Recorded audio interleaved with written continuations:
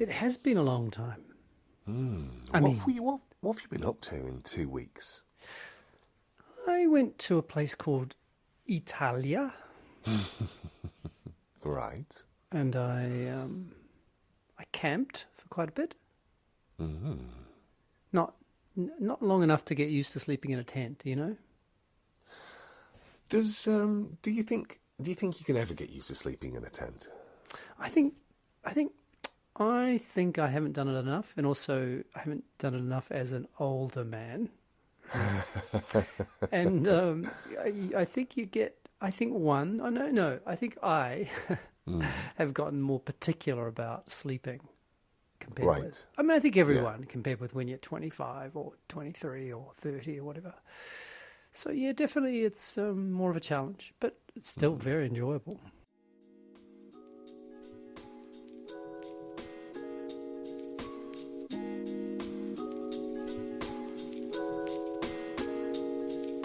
This is a podcast in which two friends talk about the pleasures, absurdities, and imperfections of being human. I'm Simon Ellis. And I'm Lee Miller. Welcome to Midlifing.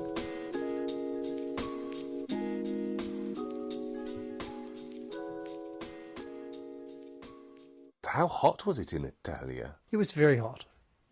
It was very, very hot. It was inescapably hot. A good test of the apartment, I have to say. Because you are, I'm guessing you're air conditioning free. Yeah. Well done. Yeah. Yes. So as are we. Lil bought a fan, and just a little bit of movement of air. Not at night. Didn't need just sleeping on top of the bed. Yeah.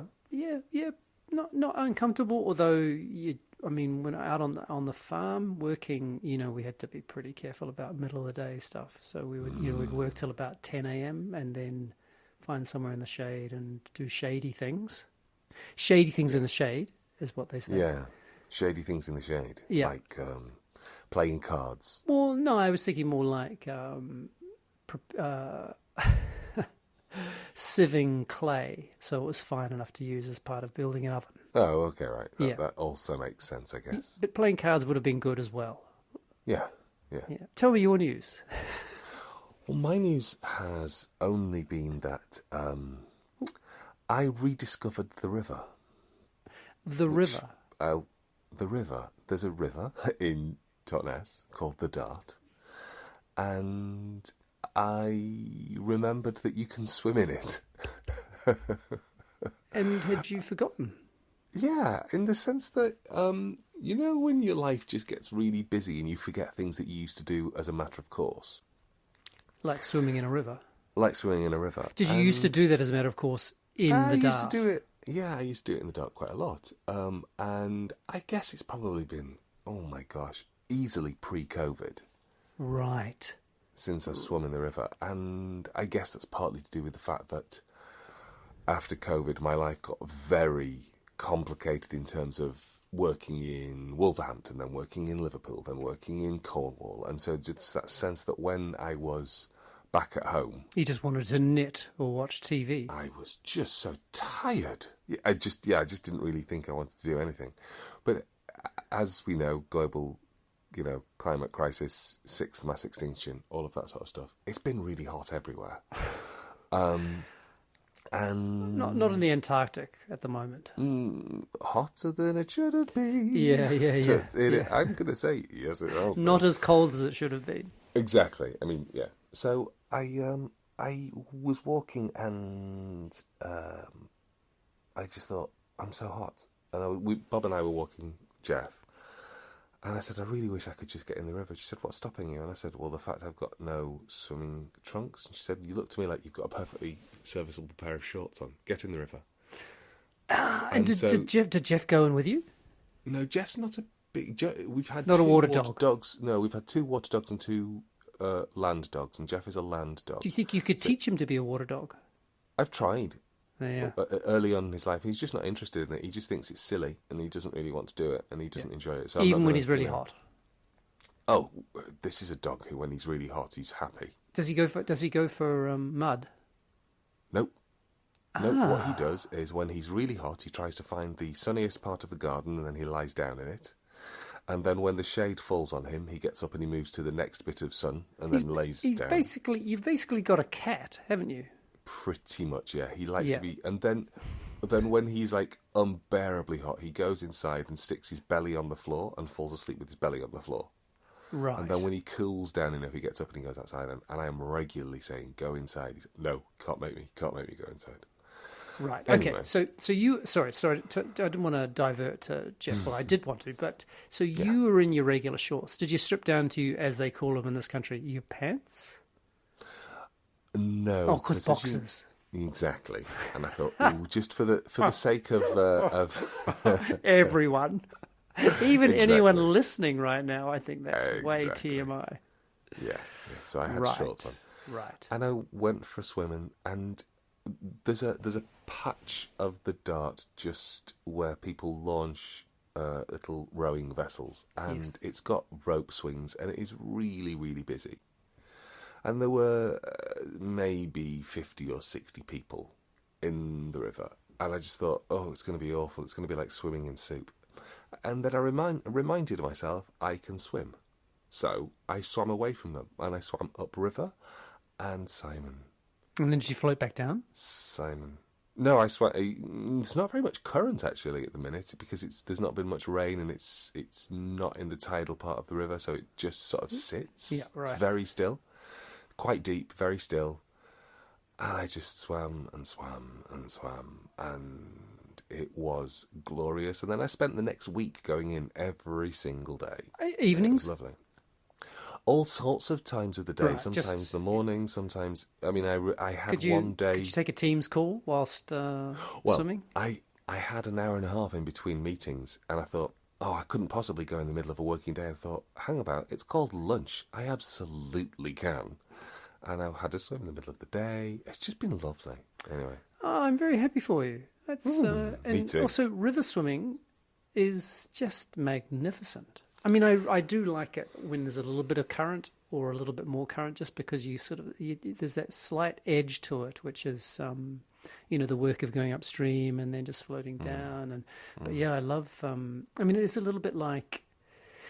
I mean, I was swimming most days. I mean, swimming is just not the right word in the Mediterranean, because it was almost it was almost like a bath. I mean, it was nice to be in, but it's not like you felt like you were being cooled down by it. No, and it was so tepid and also still. So it's like it is like getting into a bath. Yeah, I remember swimming in the Med and as an Atlantic swimmer feeling, oh, this is quite wrong. I don't know what I'm doing here, because there's nothing to work against. It's uncomfortably benign, isn't it? Yeah, which, I mean, I think the Atlantic is a difficult sea to swim in, and you've got to be super, super careful and super aware of where you are. But my gosh, the Med is like a puddle in comparison. Yeah, I can see why people love going on holiday there. Yeah, and I mean, because I'm used to New Zealand beaches, which are treacherous and, really, just one of those things you're always on guard, and also lots of surf, lots of riptides, and, so there's and just the pleasure and the kind of slightly scary pleasure, where there's that, especially I think as I've, not as a kid, but as I've got older, when I'm out, and I'm going to go, I feel quite vulnerable, but not in the Med. Yeah, lying, and also because it's so super salty, you can actually. But yeah, big difference from lake swimming or better still, river swimming. I have realised, I've known for a while, that I am a riverine person. I'm not an oceanic person. Would you say riverine? Yeah, I like a river. I love rivers. I find rivers. So there was something about getting in the river and immediately feeling as if. It sounds so woo-woo, but I'm going to say it anyway. Feeling as if everything completely reset. Yes. In a way that I don't feel when I'm in the sea. I love the sea. I find the sea energising and enervating. But a river, it's like I get out after maybe an hour's swimming and feel like I've had 9 hours sleep. It's wonderful. I can't tell you how much I've been enjoying it. And what do you think is the difference about, like, the salt? What is it? What's the... I mean, because certainly at oceanic swimming, so like Atlantic swimming, you do feel like you're buffeted. Oh yeah. I think it's something about the fact that I'm not being buffeted, that's certainly one thing, but also it's the quality of the water in the Dart, which obviously comes off Dartmoor. It feels kind of, I can only describe it as slightly slippery. There's a sort of... soapiness. Maybe it's closer to oily, but that sounds unpleasant. Like a pleasant oiliness. It's just lovely. Anyway. Like a salad dressing, basically. Yeah, exactly. It's like swimming in a cool salad dressing. So that is because it has been, for those listeners that don't live in this part of the world, it has been pretty warm, even in the United Kingdom. Is a flame. Yeah. When I say Europe, I am including I'm speaking geographically. I'm not speaking about the European Union. Economically. Yes. I mean, it's not often we get to use the word Schengen in this podcast, so I'm going to stop right there. It's very nice to hear. I have been a water person. That's my memory of being connected to water and comfort, and being so comfortable in water is, it's a very old memory. Did I ever tell you about when my mother was bathing me, so you can tell how old I must have been, but say 3, but old enough to know what was going on, and so comfortable. And so Mum knew I was comfortable, and, every now and again she'd leave me. I mean, because it was the 1970s. And I used to go silent on purpose and then duck underwater and hold my breath underwater until she would come and find me. Oh my God. It's so funny, isn't it? I haven't changed. No, I remember also bathing alone. So I don't know how old I would have been. I mean, this was definitely pre-8. Probably a lot pre-8 if I really... I can't put a number on it. Maybe, yeah. So I would have been more than 4 because Star Wars had come out, because I had Star Wars figures. And I used to take them into the bath, and I used to put them in my mouth and then drop underneath the water and hold them by their head. Hang on, they were figurines like Luke Skywalker and Han Solo figurines, right? Yeah. So you were a riverine with figurines? That's dreadful, but yes, I was. I remember holding their heads in my mouth and putting my head in the water and just watching their feet go up to it. It's such a weird memory. I hadn't thought of that. Of course, you wouldn't have had the experience of being bathed with siblings, as in a bath. And weirdly, because my sister and older brother were 6 and 7 years ahead of me. Ian was 3. I don't really remember having a bath with Ian. I suspect that must have happened, but I do remember going round to the next door neighbours at one point, and all 3 of them were at the bath at the same time. And I just remember thinking, "Oh, that's so weird." And I would have been, maybe I was 7, maybe I was 8, but just the whole bathing your children at the same time. I'm sure it still well, I hope it still happens. Good use of water. Absolutely. Yeah, it's such a funny. Given how it was such a thing to be bathed, or it was. I don't have very many memories of it. It's not like I am. But we did have my father built a swimming pool in the backyard, right out the back, and it meant digging a very big hole and then building what was effectively a para rubber pool, but it was a little bit flashier than that. And so it was quite big and round, and he also built the kind of what do you call it, around the edge of the pool? The thing you stand. Anyway, they're kind of like the boards. Right. I call it the edge of the pool. I've not got a name for it. And he built it as a radius, so that there were gaps between the wood that narrowed as it got closer to the edge of the pool. So it was actually treacherous. Like, I remember my foot slipping down. You had to be quiet. You couldn't. In fact, I think as a barrier to running around, I think it was a very smart idea. But we used to do this thing, which was there would be the 3 of us, 3 or 4 of us, and we would take. First of all, we'd do amazing whirlpools. So we would take life jackets and we would run around the outside of the pool and create incredible current around the outside of the pool. But the very best thing we used to do was to take the life jackets and then start all together in the middle of the pool, drop down together, and then come up, and then drop down together and come up. And over time, you would build up this amazing this water would kind of suck out to the side and then kind of lift up in the middle and raise you up. It was like this incredible kind of force of water. And by the time we'd finished, the pool would be half empty because the water had but it was just the pleasure of that thing. And I think Dad, I think he must have, it must have driven him a little bananas, but just the extraordinary pleasure of the power of, and that was in a bloody round power rubber pool out the back that he'd built. Actually, another weird. I know this is a strange conversation we're having, but a weird. Before the pool had been put in, so there was a hole and there were stakes in the ground at the bottom. I remember falling and hitting my eye on one of these stakes and getting a black eye. And then the next day was school photo time, and I was wearing this 1970s kind of purple outfit, purple shorts, purple kind of string up, a top which had a little string you did up at the top for the neck, and with a purple black eye. So yeah, they're good. Water memories, they're strong for me, that's for sure. Yeah, it's funny because when I started to I don't know if this is the case in New Zealand, but we used to go swimming every week at school. We had all the schools had pools. Ah, right, okay. Yeah, so the schools didn't have pools. I don't think any school had a pool in the UK. Yeah, I've never been to a school that didn't have a pool. I've never been to a school that didn't have a pool.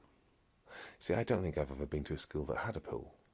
So what would happen is there would be like a trip out to the local baths. Yeah. But I remember when we were going to do our swimming things, I was not considered a good swimmer. You by the local phys ed teacher kind of thing. Yeah, and even when I was a kid, I was like, why am I not considered a good swimmer? I don't understand this. Is it how you looked, do you think? I think it's to do with how I looked. I think because I didn't look like an athletic kid, I couldn't possibly be a good swimmer. So the two things, even though I got all of my, my whatever the equivalent of cycling proficiency is in bronze and silver and gold swimming medals, I was never, I was never a good swimmer according to the people that I was taught by, and And I think I kind of think that still. It's like, I'm not really that strong a swimmer. And I went, shout out to Charlie. He'll probably hear this in about a year because he's currently listening to all our old podcasts. And he said he started to tell me something that happened. I went, I have no idea what you're talking about.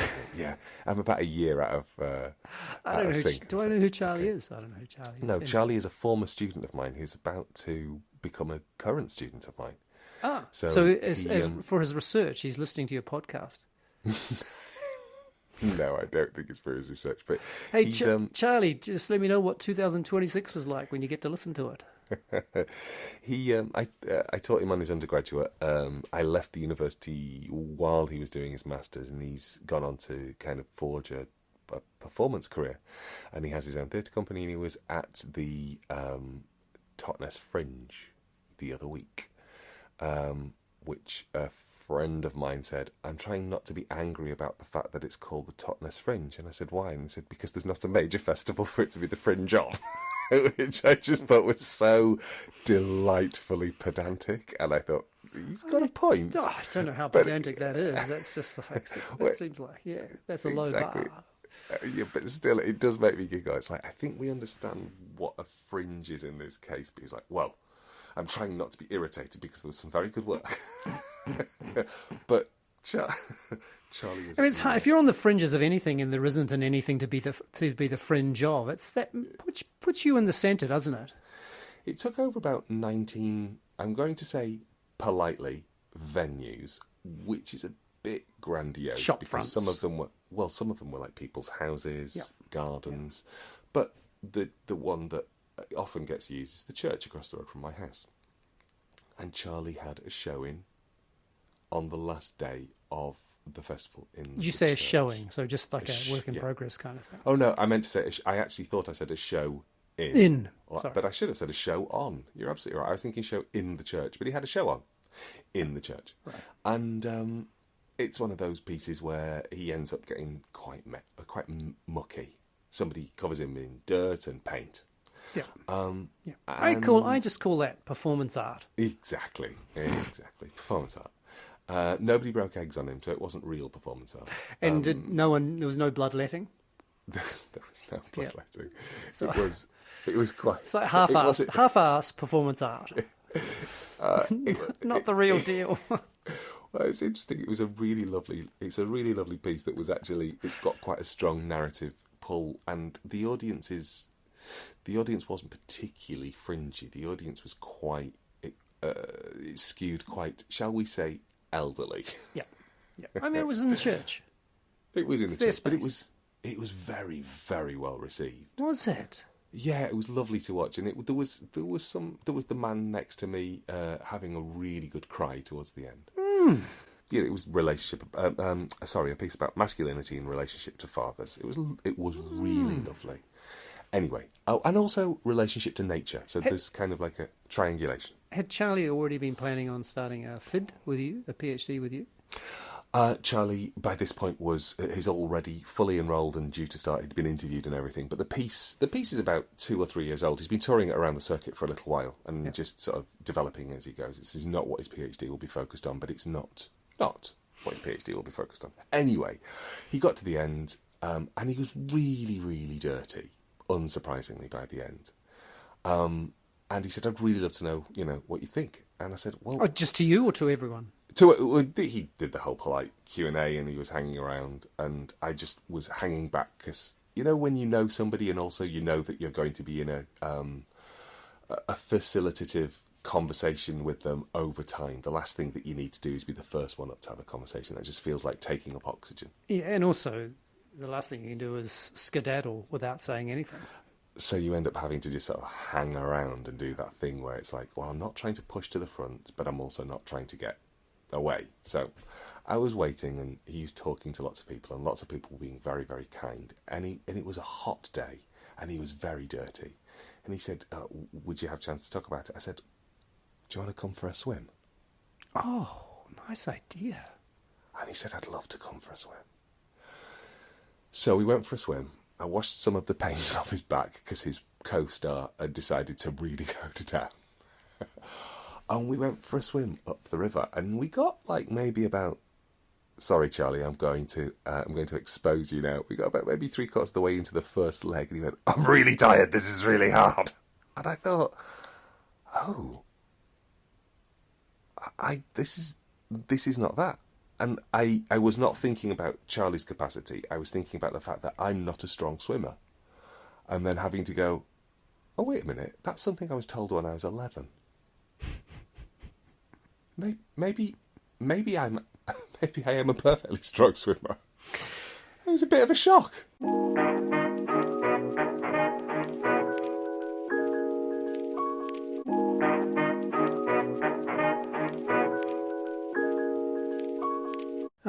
I was thinking about Charlie. There was something about Charlie's performance I was thinking about, but now I can't remember what it was. It's okay. It's going to be a year before he hears this, so you don't need to remember. I've got a year to remember, and then then you'll have to wait for the year to finish before I've realised what it was. Exactly. Ay. Hey. All right, lovely. Yeah. See ya. Yeah, bye.